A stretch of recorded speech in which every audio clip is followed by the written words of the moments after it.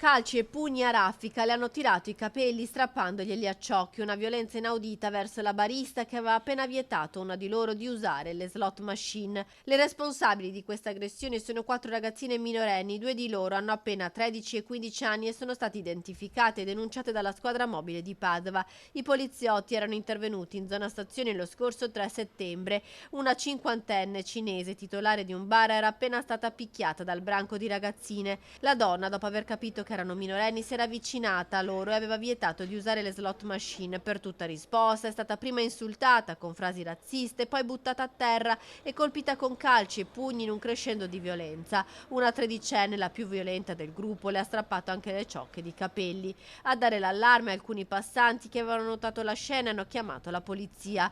Grazie alle telecamere di sorveglianza i poliziotti in poche ore hanno identificato 2 delle 4 ragazze. La tredicenne, italiana di origine albanese, da marzo ad oggi è già stata segnalata all'autorità giudiziaria ben 4 volte per lesioni provocate a giovanissime vittime o aggressioni a coetanee per derubarle. L'altra identificata invece è una quindicenne marocchina, anche lei già nota alla questura perché ad agosto era stata denunciata per molestie e disturbo ad altre persone. Per lei è scattata anche la misura dell'avviso orale.